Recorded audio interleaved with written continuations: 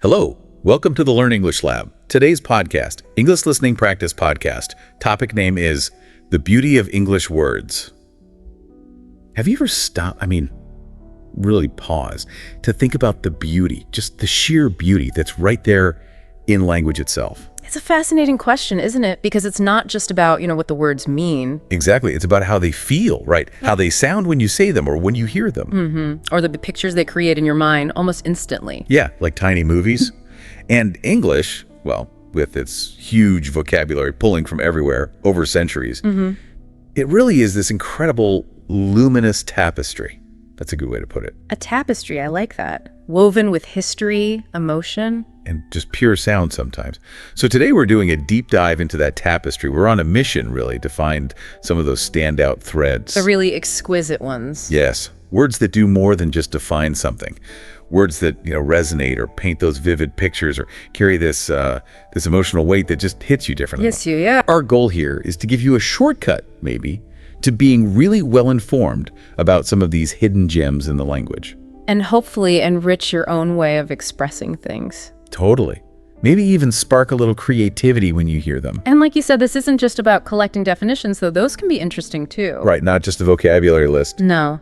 This deep dive is more about broadening how we see language itself as this living thing. Constantly changing, evolving. Exactly, giving us new ways to see and talk about our world. So we'll explore not just what these words mean, but really dig into why they feel beautiful. Okay, so what makes them beautiful? Sound? Could be the sound, yeah. Does it sort of mimic the meaning? Or maybe it's the origin story. Sometimes they're really surprising ancient myths or surprisingly modern coinages. Or just the feeling they give you, that gut reaction. Precisely. The feelings, the sensations they bring up, giving a voice to things that are, hard to describe otherwise. And understanding all that, it gives you a much deeper connection to just how powerful communication can be. Right. It's like turning a plain sentence into something more. An experience, whether you're reading, writing, speaking, or even just listening. It's appreciating language almost like an art form. Okay, I'm ready. Let's unpack this and jump right in. Let's do it. So we're going to start our journey with words that don't just, carry meaning. They practically sing to your senses. The sensory words first. Good place to start. Yeah, get ready for some delightful sounds, sights, even smells. Our first stop is a word that just perfectly captures beautiful sound. Mellifluous. Mellifluous even sounds nice. Doesn't it? So mellifluous means sweet or musical, pleasant to hear. Sweet or musical, okay. And its origin story is just as sweet. It comes from Latin. Mel, which means honey. Honey, like the food. Exactly. And fluere, which means to flow. So literally it translates to flowing like honey. Wow, flowing like honey. That's incredibly evocative. Isn't it? Just imagine a voice so smooth, so resonant, no harsh edges at all. It just pours into your ears like liquid gold. Okay, I can picture that. Like a really good radio announcer or a fantastic audiobook narrator. Or a singer whose voice just wraps around you. You might say, for example, his mellifluous voice narrated the audiobook, captivating listeners for hours. It made everything sound so easy, so understandable. Yeah, the kind of voice you could just listen to forever. Totally. So when you're trying to describe something that sounds incredibly pleasing, that soothes the ear, maybe even transports you, this is your word. It's more than just nice sounding. Much more. It evokes pure auditory pleasure, really.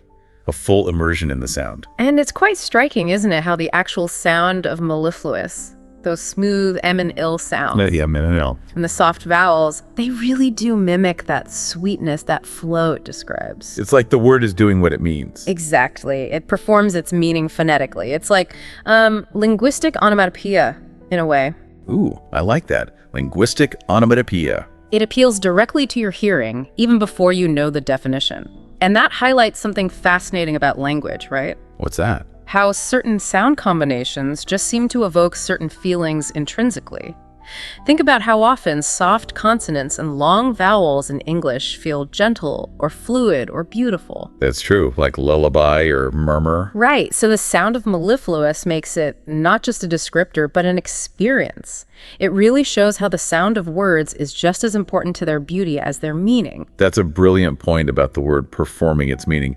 And speaking of lovely sounds, our next word is another real auditory gem.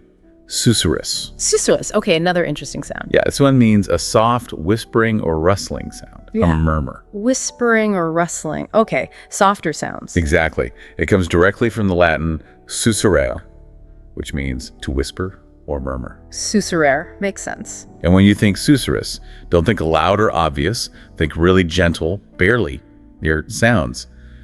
The kind you have to lean in to hear. Like in nature. Perfect example. You could say, the susurrus of leaves in the breeze lulled her into a peaceful sleep, like a soft, constant companion. Or maybe like the quiet background noise in a library. Yes. The susurrus of distant conversations in the library was a comforting backdrop. It's not a loud rustle. It's that quiet, continuous, almost rhythmic whisper, that delicate, hushed soundscape. It's perfect for adding that almost meditative auditory texture to writing or speech. Really pulls the listener into a quiet scene. And susurrus is just a prime example of sound symbolism, isn't it? How so? Well, those repeated sounds, they create this hushed, almost breathy, sibilant effect. Sibilant, like hissing, but gentle here. Exactly, gentle. It perfectly mirrors the soft whisper or murmur it describes. The word itself almost makes you want to listen closely, lean in like you would for a real whisper. Yeah, it does. And that specific sound quality, it enhances the word's beauty, its ability to transport you into that specific soundscape. It's almost synesthetic. Synesthetic, like mixing senses. In a way, the sound of the word makes you feel the quietness.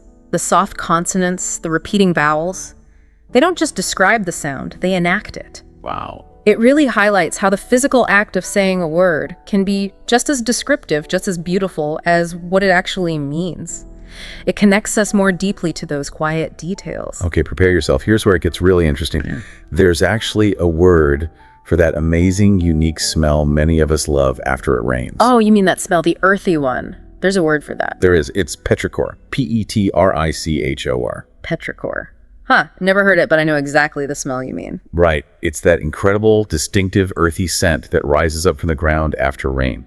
What's amazing is the word itself is pretty new. Oh, really? Sounds kind of old. I know, but it was coined in 1964 by two Australian scientists. Scientists, not poets. Scientists. They derived it from Greek. Petra, meaning stone. Stone, okay. And ichor. Now, ichor, in Greek mythology, was the ethereal, golden fluid said to flow in the veins of the gods. Ior.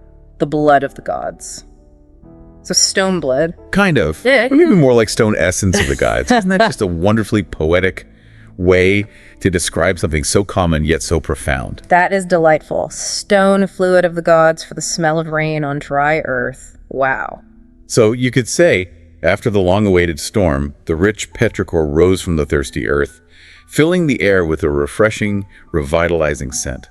It signals life returning. Yeah, that feeling of renewal, the mix of wet soil and minerals, it's such a grounding smell. Totally. It captures this universal, almost primal sensory memory. And that unique meaning, petrichor, combining, scientific observation of what's actually happening chemically. Right, the oils from plants, the bacteria in the soil. With that incredibly rich mythological root, connecting it to divine essence, that makes it so evocative. It really does. It's not just a smell, it encapsulates a specific moment, a feeling of renewal, that connection to nature. And the brilliance of petrichor is that it names this universal experience that, for ages, didn't really have a single elegant word. We just said the smell after rain. Exactly. Having the word allows us to articulate it and maybe even appreciate it more fully. The way the earth breathes after rain, it adds this layer of poetic depth and scientific curiosity, too, to something that happens all the time. It really shows language's power to make the unnamed both concrete and beautiful. Definitely. Okay, so from that deep, grounding scent of rain, let's shift to light. Light has so many facets of beauty. Light. Yes. Lots of potential there. Our next word is luminous. Luminous. Luminous. Familiar, but still beautiful. It is. Broadly, it means radiating or reflecting light, bright or shining. Pretty straightforward. Like the moon is luminous. Exactly.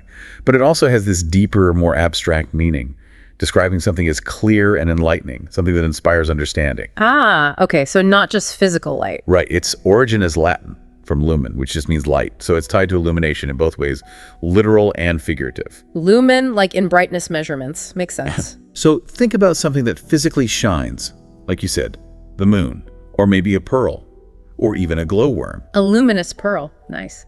But also think about a brilliant idea that illuminates a complex problem, or a personality that just radiates warmth and wisdom. Okay. Like a luminous smile. Perfect.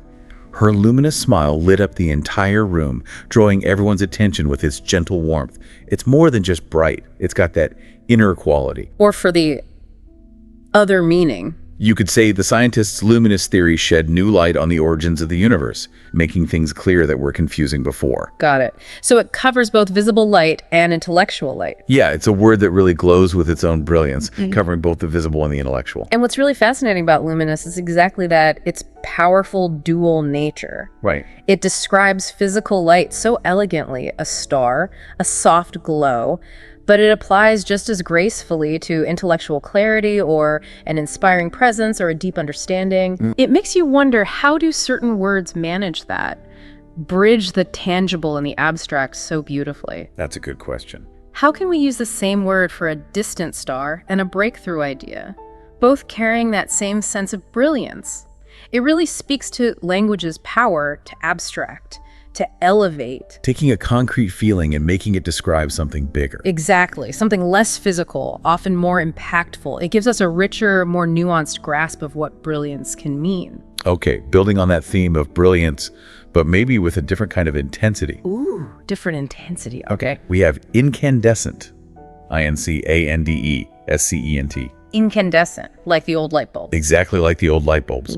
While luminous might suggest a general, maybe softer radiance, incandescent means glowing with intense heat, passionately bright, or brilliantly fervent. Okay, so heat is key here. Right. And passion. Yes, it's from the Latin incandescere, which means to glow white.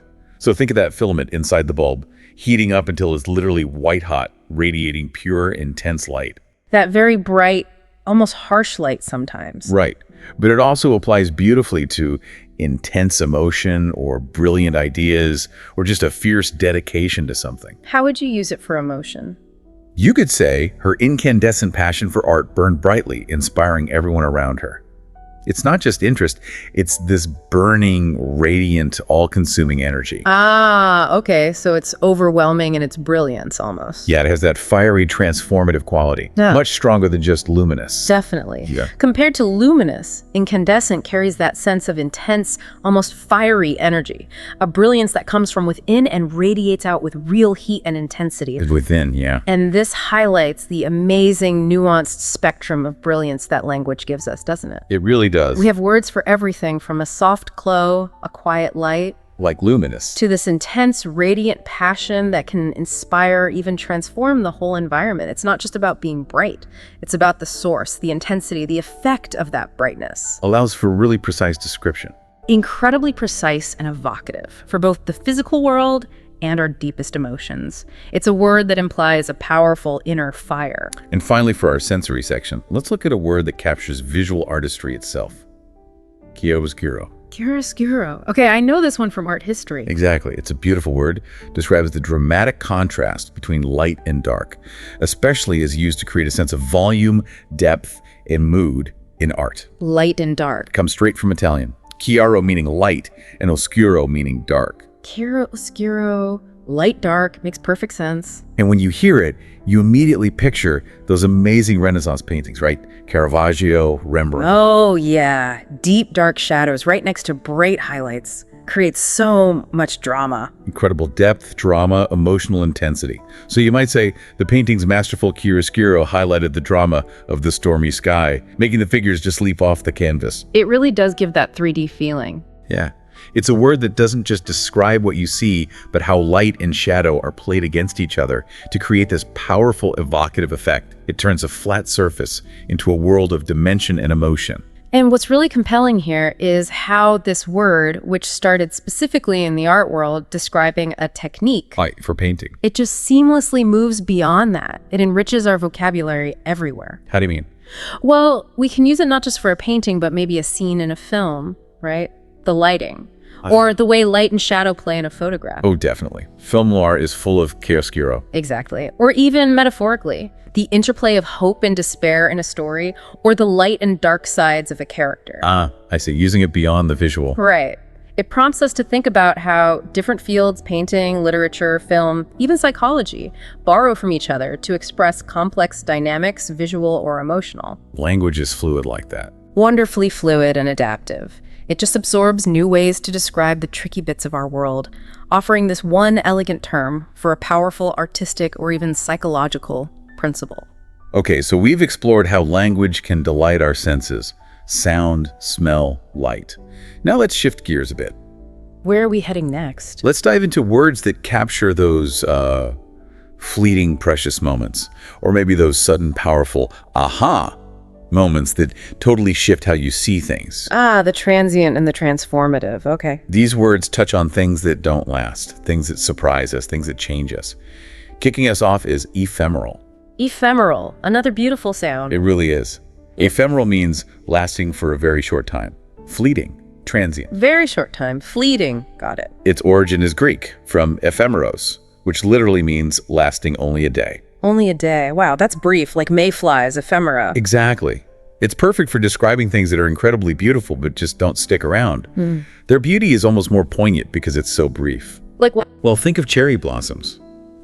The cherry blossoms were gloriously ephemeral, their delicate petals blooming for mere days before falling, leaving a wistful carpet of pink. Oh, that's a perfect example. They're stunning but gone so fast. Or the ephemeral beauty of a rainbow. Yeah. Fades almost as quickly as it appears. It's that exquisite, fragile beauty you know won't last. Which almost makes it more precious. Right. It makes you want to savor it, appreciate the moment, because it'll be gone too soon.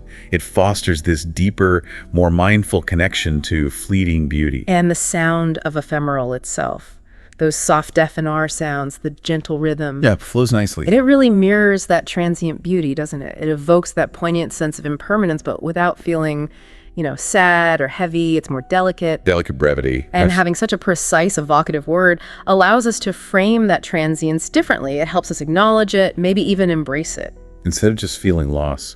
Exactly. It gives us a way to articulate that specific feeling of appreciating something because it won't last. It suggests language can actually heighten our awareness of the world's fleeting wonders, making us savor the present more. Making the temporary more meaningful. Okay, next up, a word that captures pure, delightful chance. Serendipity. Serendipity, a personal favorite. Such a happy word. Isn't it? It means the occurrence of finding something valuable or delightful when you least expect it, often by happy accident. Happy accidents, the best kind. Totally. And it has this really charming origin story. It was coined back in 1754 by an English writer, Horace Walpole. Walpole, okay. How did he come up with it? He was inspired by this old Persian fairy tale called The Three Princes of Serendip. Serendip was the old name for Sri Lanka, by the way. The Three Princes of Serendip, okay. And these princes, in the story, were always making these fortunate, unexpected discoveries just by chance, through their wits and, accidents. So the word itself comes from a story about accidental good fortune. Exactly. It embodies it. So, an example. By sheer serendipity, she stumbled upon the perfect first edition book in a dusty secondhand shop, maybe filled with notes from a past owner. Oh, I love when that happens. Finding unexpected treasure. Or imagine meeting your future business partner just because you randomly sat next to them on a delayed flight. That's serendipity. Right, that wonderful, almost magical moment when things just click unexpectedly for the better. Yeah, the universe seems to conspire to bring you something fortunate and lovely, totally unplanned.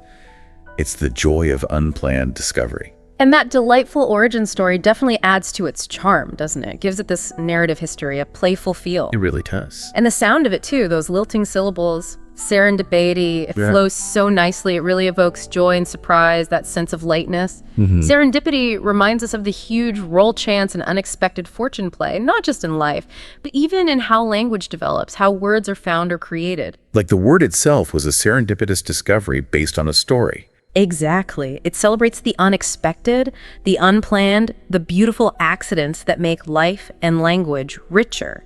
It elevates coincidence to something special. Okay, moving from happy accidents to moments of deep peace and maybe looking back, we have halcyon. Halcyon. Halcyon days. I've heard that phrase. You probably have.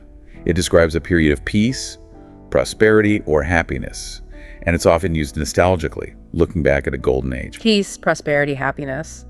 a golden age. Okay, Fun. and its origin is fascinating. Steeped in Greek mythology, it refers to a mythical bird, usually linked to the kingfisher. A mythical bird, the halcyon bird. That's the one. And this bird was said to have the power to calm the seas during its nesting period in the middle of winter. Calm the seas. Wow. Yeah, so halcyon days originally meant this period of calm and tranquility right in the middle of winter storms, allowing the bird to nest safely. A calm patch in winter. Interesting. So now we use it more broadly. For instance, she often recalled the halcyon days of her childhood spent exploring endless countryside free from worry. Bathed in golden light. Yeah.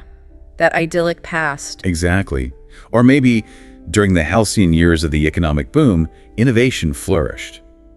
It evokes a treasured memory of profound peace and stability, almost a mythic time of calm. And it's fascinating how that story, a myth about a bird calming the waters, became so deeply linked with this idea of idyllic calm and happiness. It really shows how myths stick around in language. It's a perfect illustration of how those ancient beliefs still give our language so much meaning and emotional resonance.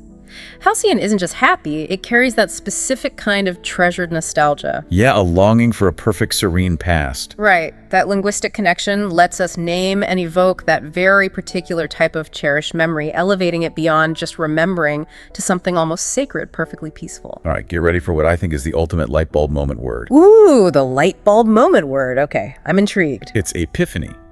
Epiphany. Epiphany, yes, a great word. Isn't it? It means a sudden, striking realization or insight, a moment of profound clarity. Sudden realization, clarity. Yep. Its Greek origin, epiphania, meant manifestation or appearance. And it was often tied to religious revelations, a moment, a divine truth was suddenly revealed. Ah, like the epiphany in Christianity, a manifestation. Exactly.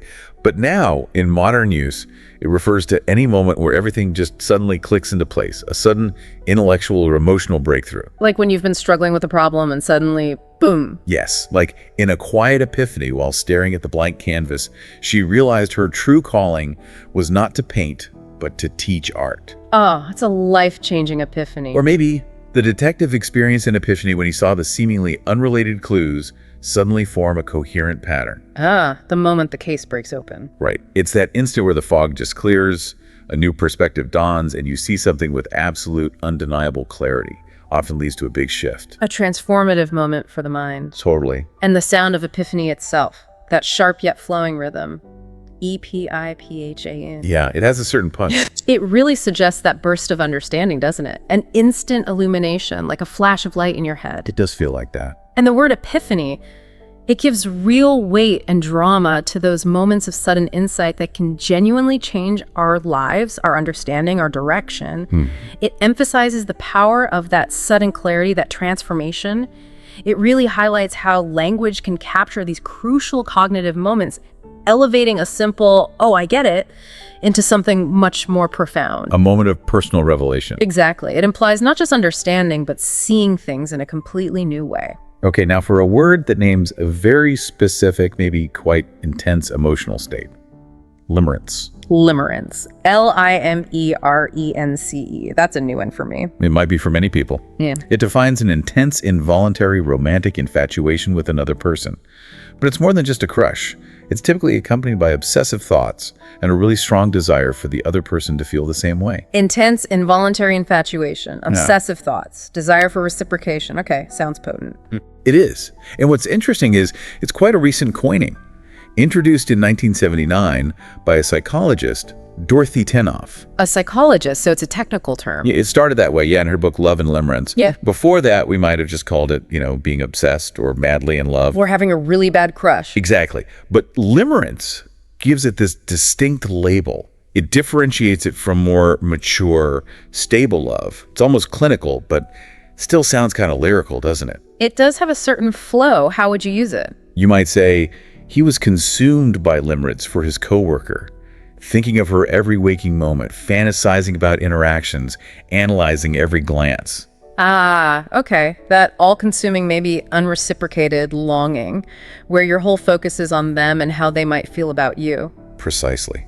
It can be a really powerful, sometimes quite disruptive emotional state. And what's fascinating there is its recent psychological origin. It gives us this precise, nuanced term for something many people experience but maybe couldn't quite name before. Right. It pins it down. It lets us distinguish this intense infatuation, the intrusive thoughts, the idealization, the desperate need for reciprocation from deeper love or just simple attraction. And that raises an important point, doesn't it? How the creation of new words like Limrance allows us to fine-tune our understanding, to articulate complex feelings that might otherwise just get lumped under a big, vague term like love. Crush. Yeah. It shows language is always evolving, trying to categorize and understand the messy, multifaceted human experience more precisely, giving voice to a specific emotional landscape. And speaking of naming very specific, relatable feelings, you know that feeling when you walk into a certain place, maybe an old building, and this flood of memories and sensations just washes over you. Oh yeah, I know exactly what you mean. Like a scent triggers it, or just the atmosphere. Yes. Well, guess what? There's a word for a very specific version of that. It's Velor. Vellichor. Velor. Another new one. What does this one mean? It defines the nostalgic feeling evoked by the scent or atmosphere of an old bookstore. Get out. A word specifically for the feeling of old bookstores. That's amazing. Isn't it beautifully precise? It was coined by the Dictionary of Obscure Sorrows, which is this amazing project dedicated to naming unnamed emotions. The Dictionary of Obscure Sorrows. I need to look that up. Where does Velor come from? They crafted it from Latin roots like vellum for parchment. Vellum. And eochor, like we heard in Petraore, that sort of essence or spirit. So like the spirit of old parchment. Kind of. Yeah. So if you've ever walked into an old bookstore, creaky floors, dusty shelves, that unique, comforting smell of aged paper, maybe leather bindings, quiet contemplation, that feeling is Velor. Wow. I know that feeling so well. Right. So you could say, as she stepped into the dimly lit, dusty shop, a profound Velor washed over her, instantly triggering vivid memories of childhood afternoons spent lost between the pages. That is perfect. It's so specific, yet so many people, especially readers, will know exactly what it means. And this word, Velor, it's just a perfect example of a modern coinage filling a very specific yet deeply resonant emotional niche. Yeah, it hits the nail on the head. It recognizes that certain sensory combinations, the smell, the quiet, the sight of old books, trigger this incredibly powerful, distinct, nostalgic feeling that just didn't have a single word before. Velor highlights the ongoing creative power of language to define and celebrate these highly particular nuances of our experience, especially ones tied to senses like smell and atmosphere. Language is still growing, still finding words for things. Absolutely. It's dynamic, alive, always expanding to capture the ineffable, the deeply personal, giving a concrete name to something universally recognized but previously unnamed. It makes the intangible tangible. Okay, let's venture now into words that describe not just physical things or fleeting moments, but maybe unique characters, or the quiet grandeur of nature, or even ideas that feel, well, otherworldly. Stretching the imagination now. Characters, nature, the otherworldly, okay? These words invite us to see the world in new ways, and we start with a fantastic one. Quixotic. Quixotic. Quixotic. From Don Quixote, right? Exactly. Here's where it gets really interesting. The idealist's word, straight out of literature. Quixotic means unrealistically optimistic, impractical, and often overly idealistic, pursuing noble but seemingly unattainable goals. Noble but unattainable goals, like tilting at windmills. Precisely. It comes directly from Don Quixote, the hero of Cervantes' famous 17th century novel.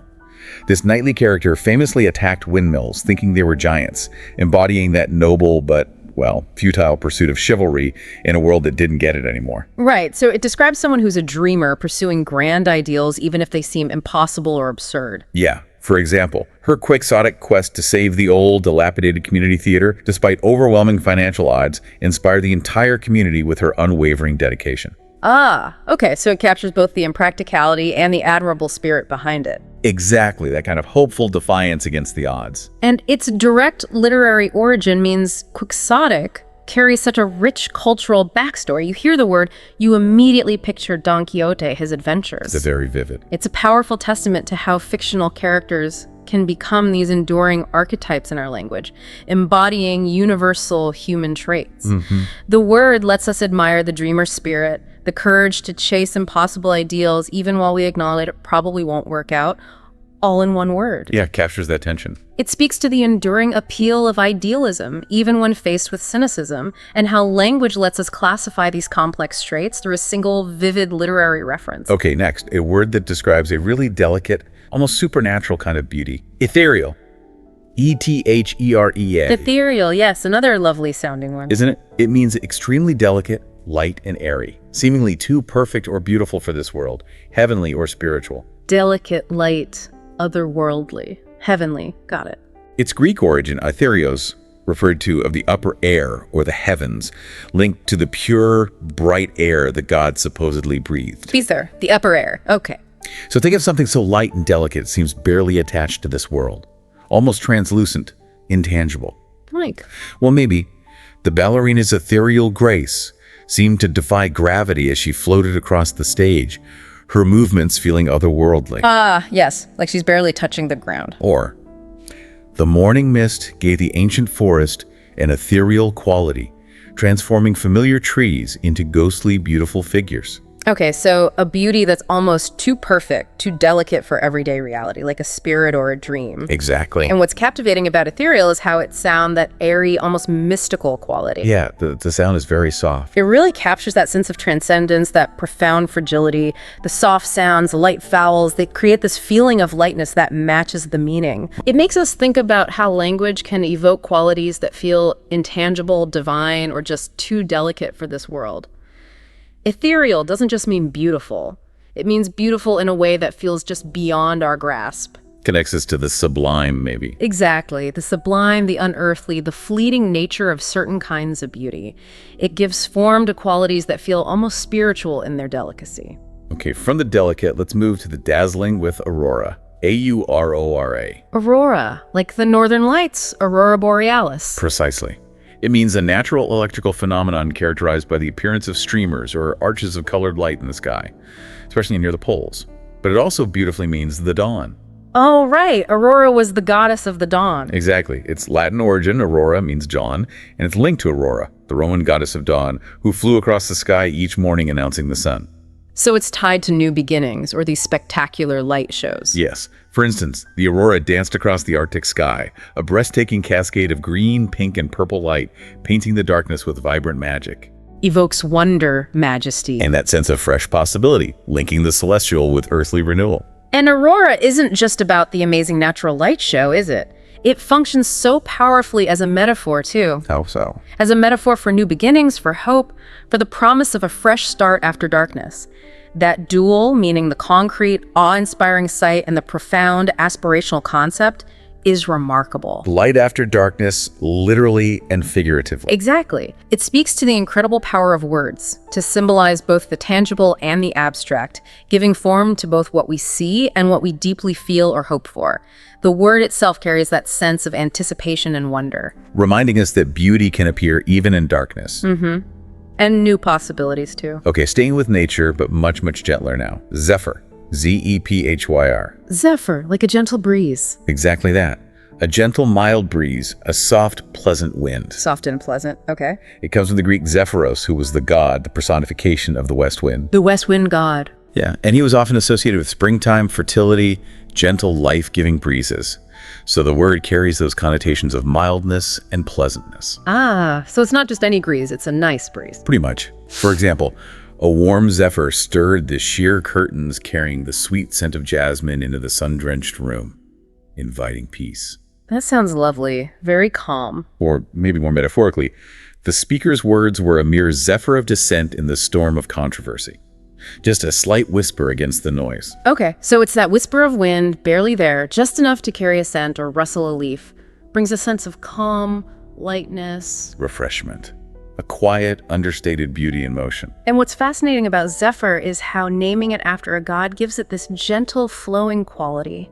It almost personifies the subtle movement of air. Turns a breeze into something almost mythical. It gives it this elegance, this delicate presence. It's a beautiful example of how language captures those really subtle, calming bits of nature. Not just describing them, but almost embodying their essence through sound and origin. Makes you appreciate the little things. Exactly. Those almost imperceptible movements that create an overall feeling of peace.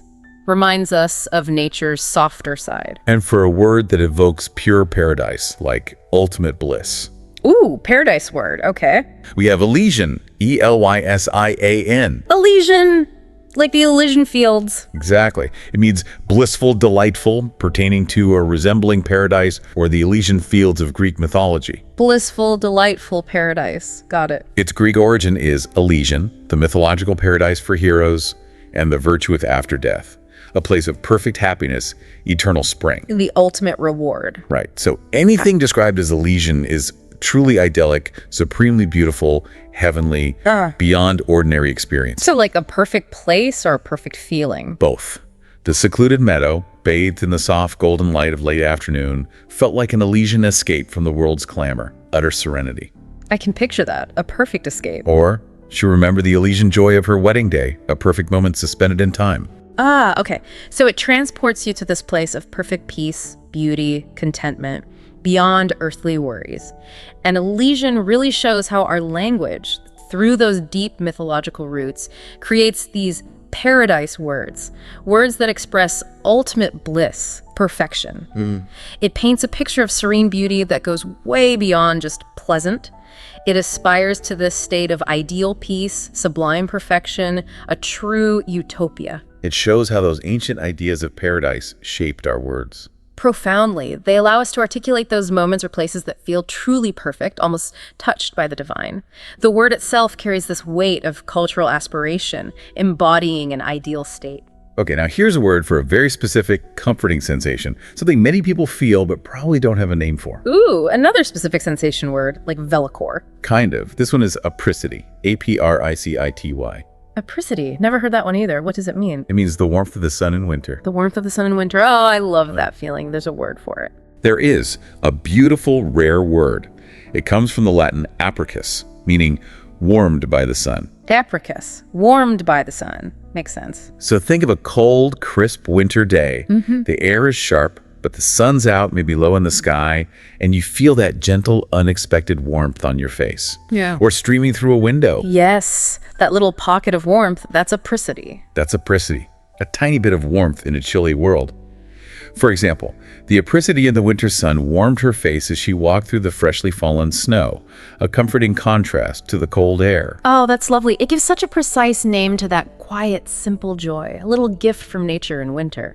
And what's fascinating about apricity is, like you said, its specificity and its rarity. It names this simple, comforting feeling we all recognize. But we just say, oh, the sun feels nice. Exactly. It highlights this particular kind of quiet, understated beauty and comfort that might otherwise just pass us by, blend into the background. Apricity shows the power of a single word to isolate and celebrate a very particular yet deeply resonant human experience. It reminds us that language lets us acknowledge and appreciate even the subtlest moments of joy. Making the ordinary extraordinary just by naming it. Precisely. It's like a linguistic invitation to pay closer attention to those small, warm blessings. Okay, finally in this section, a word that describes not just a state of mind, but a beautiful state of mind, a kind of inner harmony. A beautiful state of mind. Okay. Eunoia, E-U-N-O-I-A. Eunoia. All vowels. Interesting sound. What does it mean?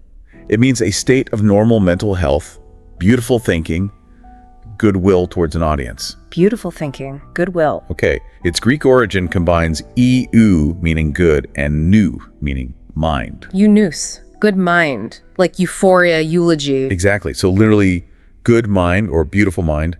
It's a concept that covers not just intelligence, but a well-ordered, harmonious, positive way of thinking, free from mental turmoil. So like mental well-being, but with an aesthetic quality. Yeah, I think so. For example, her eunoia allowed her to approach complex challenges with calm wisdom and a clear, compassionate perspective, Yeah. fostering collaboration. Okay. So it's not just being smart, it's having that well-balanced, constructive, internally beautiful mental state. The tranquility of a mind at peace with itself and the world. And eunoia with that unique, vowel-rich, almost melodic sound. It does sound harmonious. It really points to a deeper appreciation for clarity and harmony in thought. It goes beyond just smarts to include this holistic well-being of the mind, suggesting inner peace and coherence. It encourages us to think critically about the internal beauty of our mental states. The idea that thinking itself can be a beautiful, well-ordered process, almost an art form. Especially today with so much mental noise. Exactly. In a world saturated with information, Eunoia reminds us of the profound value of mental clarity, balance, the elegance of a well-functioning, harmonious mind. It suggests cognitive health and beautiful thought are linked. A call to cultivate that inner tranquility. Definitely. So as we look back on all these incredible words we've discussed, It's quite a collection already. it really is. And there's such a powerful testament to just how rich the English language is, its amazing capacity for nuance and beauty. They offer you, the listener, this truly unique, expansive palette to paint the world's complexities, its beauty, its emotions. Tools to describe things better? Exactly. By understanding them, using them thoughtfully, they empower you to articulate the ineffable. Those feelings, those experiences that are hard to put into simple words. Turning your expression into something more memorable. Unforgettable, potentially. Deeply resonant. These aren't just vocabulary words, they're like keys, unlocking new layers of perception and expression. That's beautifully put. They're like precious tools just waiting there. But okay, the practical side. How do we actually weave these gems into our everyday vocabulary? Right, without sounding weird. Yeah, without sounding unnatural or forced or like you swallowed a thesaurus. It's definitely not about suddenly trying to sound like Shakespeare in every conversation. No, please don't. It's more about being intentional, subtle. So here are a few practical tips maybe to help embrace the magic of these words and use them well. Good. Let's hear them. First, and this is probably the most important one, match context. Absolutely vital. Context is king. It really is. You want to choose words that perfectly fit the tone, the atmosphere, the message you're creating. Like a tailor choosing the right fabric. For instance, if you're describing something really mysterious or dark, maybe tenebrous, which means dark or shadowy, would be perfect for its evocative power. Tenebrous. Good one. But if you're talking about that lovely warmth of the winter sun, apricity is the gentle, perfect fit. The goal is always to enhance your message, deepen the feeling. Not distract from it. Exactly. Not just show off that you know a fancy word. It's about precision and impact. Which brings up that common concern, right? How do we avoid sounding pretentious or just unnatural? I think it lies in developing that intuitive ear for language. A real sensitivity to the specific tone, the atmosphere you genuinely want to create. So it has to feel right for the situation. Completely. It's not about flaunting vocabulary. It's about choosing the most precise, the most evocative word for that moment. The one that truly serves your message and connects with your audience. Like painting with words, choosing the exact shade. Precisely. When the word feels right, it becomes almost invisible, an extension of your thought, not some clunky add-on. Okay, that makes sense. Which leads perfectly into tip number 2. Use sparingly. Ah, less is more. Exactly. Might seem odd after discovering all these beautiful words, but they're like potent spices in cooking. A little goes a very long way. Good analogy. If you overuse them, cram too many into one sentence or paragraph, your writing or speech can feel forced, overly decorated. Overwrought. Yeah, or just overwhelming for the listener. The idea is to sprinkle them in deliberately for maximum impact. Make those moments stand out. They should highlight, not saturate. Perfect way to put it. It's fundamentally about impact over sheer quantity, isn't it? A single, well-placed word, like, say, a precise scintilla for a tiny trace, or effulgent for something dazzlingly bright. Scintilla, effulgent. Nice. That can be far more powerful, more memorable than just stringing together a bunch of elaborate but maybe ill-fitting adjectives. Like jewelry, one perfect diamond versus tons of rhinestones. Exactly that analogy. These words should act as highlighters for your most important, beautiful, or nuanced points. Their rarity makes them shine brighter when they do appear, really drawing attention. Okay, number 3. This is key, especially for words that sound beautiful. Practice pronunciation. Oh, definitely crucial. Words like euphonious, which itself means pleasing to the ear, Euphonious, yeah. or chiaroscuro, they really shine when you say them confidently, clearly, with an appreciation for their rhythm. Don't stumble over them. No, say them out loud.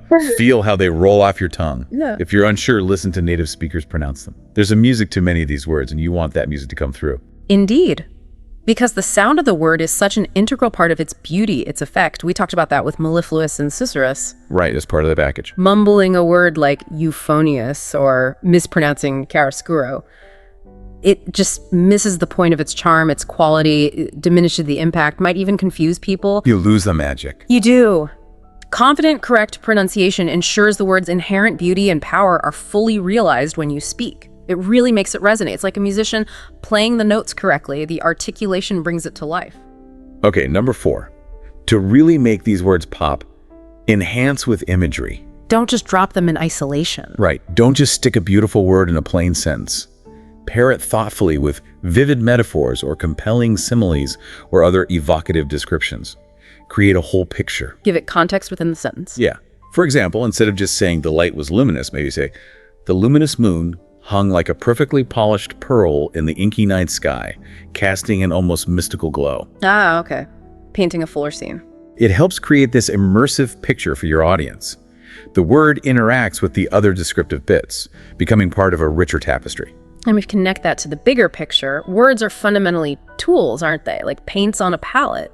Tools for expression. And just like a painter chooses specific brushstrokes, colors, textures, you can use these beautiful words together with vivid imagery, with metaphors, similes. To create those vivid scenes and powerful emotions in the listener's mind. Exactly. It's about synergizing the word's intrinsic beauty and precision with the power of imaginative description, making your language really come alive, inviting the listener into the world you're creating.